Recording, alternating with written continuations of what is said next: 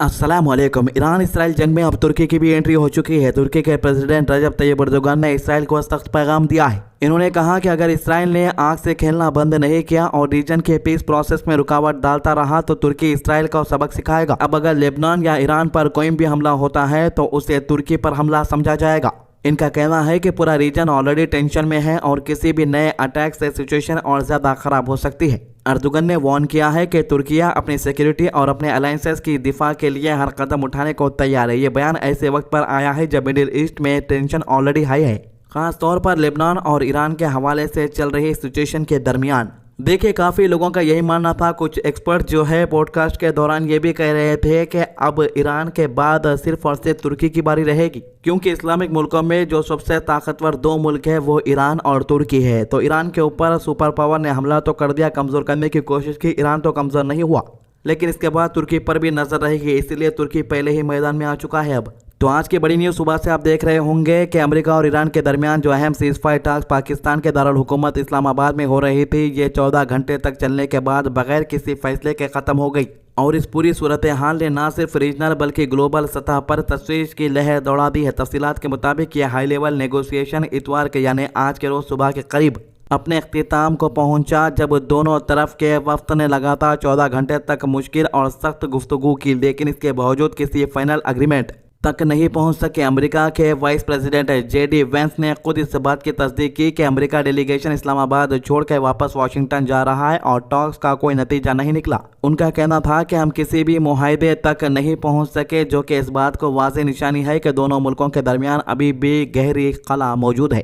Report के मुताबिक ये बातचीत इतनी लंबी और पेचीदा इसलिए रही क्योंकि दोनों तरफ से बार बार ड्राफ्ट डॉक्यूमेंट्स का तबादला होता रहा, लेकिन हर मर्तबा किसी न किसी बुनियादी पॉइंट पर इख्तिलाफ सामने आता रहा। आखिरकार दोनों ने सिर्फ इतना अग्री किया कि टेक्निकल लेवल पर डॉक्यूमेंट्स के जरिए बातचीत जारी रहेगी और असल में हाई लेवल डिप्लोमेसी के ब्रेकडाउन की तरफ इशारा करता है। अमेरिकन वाइस प्रेसिडेंट ने मजीद कहा कि ईरान ने वाशिंगटन की तरफ से रखी गई बुनियादी शर्तों को तस्लीम करने से इनकार कर दिया, जिनमें सबसे अहम शर्त यह थी कि ईरान मुस्तकबिल में न्यूक्लियर वेपन हासिल करने की कोशिश नहीं करेगा। वैंस ने इस बात को एक सेटबैक करार दिया और कहा कि अमेरिका ने गुड फेथ के साथ कोशिश की, लेकिन कोई रास्ता नहीं निकल सका।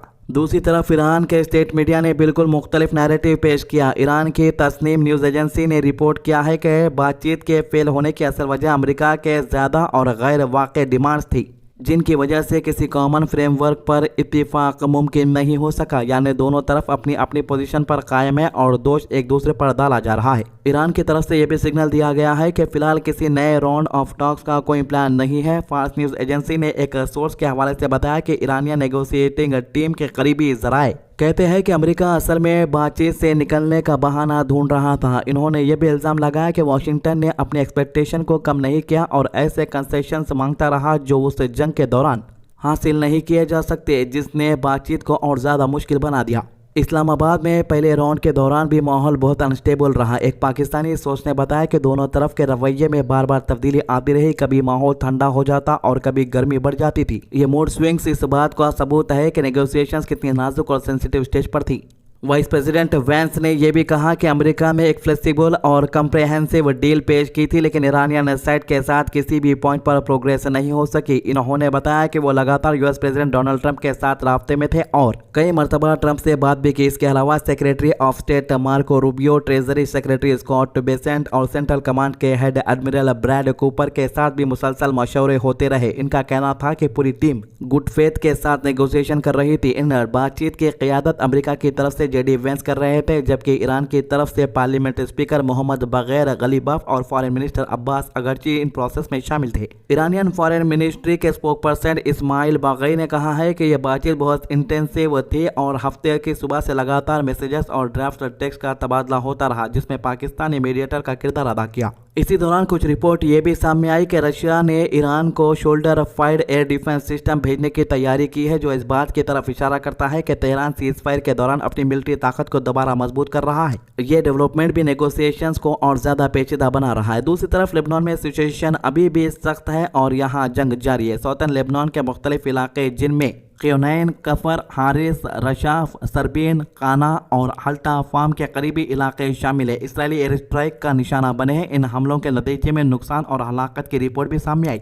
ईरान की हिमायत याफ्ता हिजबुल्ला ने भी जवाब में इसराइली पोजीशन पर रॉकेट और मिसाइल फायर किए, खास तौर पर बिन्त जबैल क़याम और मशरिकी इलाकों और रसफ के करीब में। इससे वाज़ेह होता है कि ग्राउंड पर जंग अभी तक कंट्रोल में नहीं आया। अल जज़ीरा की रिपोर्ट के मुताबिक रात भर मुख्तलिफ मकामात पर हमले जारी रहे, जो इस बात की तरफ इशारा करते हैं कि जब इस्लामाबाद में बातचीत हो रही थी तब भी फील्ड में लड़ाई रुक नहीं रही थी। लेबनान के हवाले से एक और अहम डेवलपमेंट ये सामने आया कि लेबनीज अथॉरिटीज ने तस्दीक की है कि एक रेल डिप्लोमेटिक कॉन्ट्रैक्ट हुआ है जिसमें लेबनीज एम्बेसडर, वाशिंगटन में इसराइली एम्बेसडर और बेरूत में यूएस एम्बेसडर शामिल थे। ये तीनों मंगल को यूएस स्टेट डिपार्टमेंट में एक मीटिंग करने पर रजामंद हुए हैं, जहां मुमकिन है कि सीजफायर फ्रेमवर्क पर बातचीत हो। पाकिस्तान ने इस बात का इशारा दिया है कि लेबनान भी सीजफायर अरेंजमेंट का हिस्सा है, लेकिन इसराइल ने इस बात से इनकार किया है, जो एक और बड़ा इख्तिलाफ सामने लाता है। इस पूरी सूरत हाल पर यूनाइटेड नेशन ने भी सख्त तशवीश का इजहार किया है। यूनाइटेड नेशन एजेंसी ने कहा है कि इंटरनेशनल ह्यूमैनिटेरियन लॉ के खिलाफ वर्जियां जारी है और ये सब उस एस्केलेशन के 6 हफ्ते बाद हो रहा है जो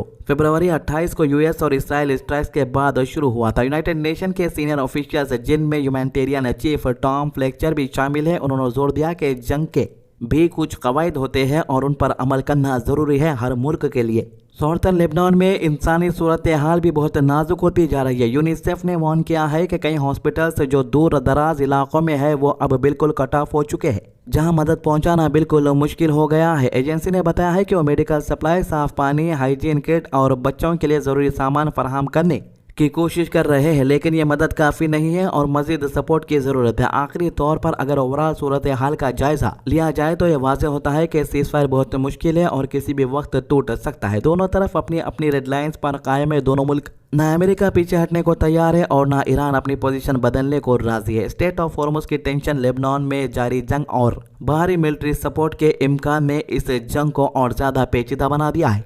इसलिए अभी तक किसी कम्प्रहेंसिव एग्रीमेंट की उम्मीद कम नजर आती है और आने वाले दिन इस पूरे रीजन के लिए इंतहाई अहम साबित हो सकते हैं। और इसके अलावा अरब मुल्कों की टेंशन और ज़्यादा बढ़ रही है। सऊदी के कुछ ऑफिशियल्स भी पाकिस्तान आए थे, इस्लामाबाद विजिट करे थे और ये लोग ने एग्रीमेंट साइन किया है कि पाकिस्तान के कुछ मिलिट्री वाले बेसिस और एयरपोर्ट्स पर तैनात रहेंगे सऊदी अरब के अंदर। ऑलरेडी सऊदी पाकिस्तान का एक एग्रीमेंट साइन है, जहां पर यह कहा गया था कि अगर सऊदी पर हमला होगा तो पाकिस्तान पर हमला कहा जाएगा और पाकिस्तान पर हमला होता है तो सऊदी के ऊपर हमला समझा जाएगा। लेकिन यह एग्रीमेंट ईरान की जंग के अंदर नजर नहीं आया। हालांकि पाकिस्तान ने बार बार वार्न किया था कि सऊदी अरब के ऊपर हमला होगा तो हम खामोश नहीं बैठेंगे। हम लोगों को कंडेम किया गया, लेकिन एक्शन कुछ भी नहीं लिया गया। जब इनसे सवाल पूछा गया कि भाई सऊदी अरब के साथ जो एग्रीमेंट है उसका क्या हुआ, तो इन्होंने कहा कि हमले सऊदी अरब के ऊपर नहीं हो रहे बल्कि यूएस के बेसिस के ऊपर हो रहे हैं। इसमें कोई शक नहीं है कि ईरान और पाकिस्तान के दोनों के बीच में रिश्ते अच्छे रहे हैं। दोनों मुल्क एक दूसरे के खिलाफ लड़े नहीं है और पाकिस्तान ने भरोसा दिलाया था कि सीजफायर के लिए वो एक अहम किरदार निभाएगा और निभाता हुआ भी दिख रहा है। हालांकि सीजफायर की जो बातचीत है वो फेल तो हुई है,